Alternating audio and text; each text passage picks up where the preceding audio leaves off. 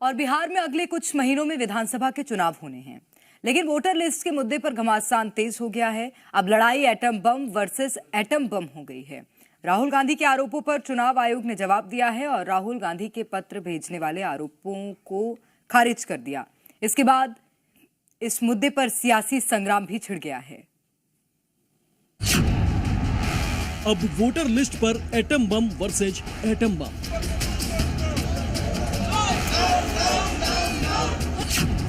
किसके atom bomb में कितना दम, एसआईआर के मुद्दे पर कितने बम।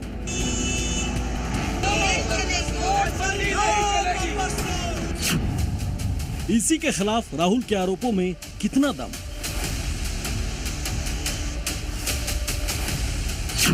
राहुल के आरोपों पर इसी का जवाब। वोट चोरी जैसे बयान को करें नजरअंदाज। अगले कुछ महीनों में बिहार में विधानसभा चुनाव होने हैं, जिसको लेकर राजनीति तेज हो गई है। कांग्रेस नेता और लोकसभा में विपक्ष के नेता राहुल गांधी की तरफ से वोट चोरी के आरोप लगाने के बाद चुनाव आयोग ने अधिकारियों को हिदायत दी है। चुनाव आयोग ने साफ संदेश दिया है कि अफवाहों और आरोपों से प्रभावित ना हो, लोकतंत्र को मजबूत करने के लिए निष्पक्ष और ईमानदारी से अपना काम करें। अब आपको सुनाते हैं राहुल गांधी का वो बयान जिसमें उन्होंने चुनाव आयोग पर आरोप लगाए थे। उधर राहुल गांधी के बयान पर रक्षा मंत्री राजनाथ सिंह ने भी करारा जवाब दिया। उन्होंने कहा कि अगर उनके पास सबूतों का एटम बम है तो उसका तुरंत परीक्षण कर लीजिए। वोट चोरी हो रही है और अब हमारे पास ओपन एंड शट प्रूफ है कि इलेक्शन कमीशन वोट चोरी में इन्वॉल्व है।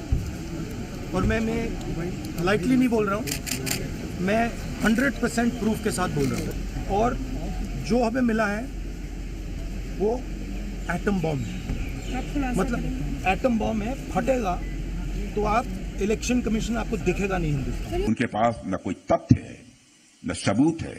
सनसनीखेज बातें करना उनकी पुरानी आदत है। मैं तो राहुल जी से यही कहूंगा कि जल्दी से जल्दी एटम बम फोड़ दीजिए, विलंब मत कीजिए, बस अपने आप को संतुलित और सुरक्षित रखिए। उधर बिहार में नई वोटर लिस्ट का ड्राफ्ट आने के बाद तेजस्वी के बयान से सियासी उथल पुथल मच गई। उन्होंने दावा किया कि उनका नाम भी वोटर लिस्ट में नहीं है। ये एप्लीकेशन है, मेरा भी नहीं है, हम चुनाव कैसे लड़ेंगे? अभी तो देखिए, ये चुनाव आयोग का एप्लीकेशन है और मेरा ईपीआईसी नंबर हमने इसमें डाला है। चुनाव लड़ने के लिए आपको बूथ वोटर बनना चाहिए, बिहार का वोटर होना चाहिए, तब जाकर के हम चुनाव लड़िए।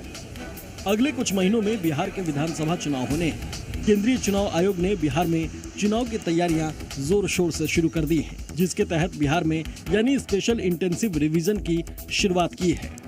देश में इस तरह की एक्सरसाइज चुनाव आयोग की ओर से पहले भी की गई है, मगर देखा जा रहा है कि कुछ राजनीतिक दल एसआईआर को लेकर जनता को गुमराह करने की कोशिश कर रहे हैं। ब्यूरो रिपोर्ट, जी मीडिया।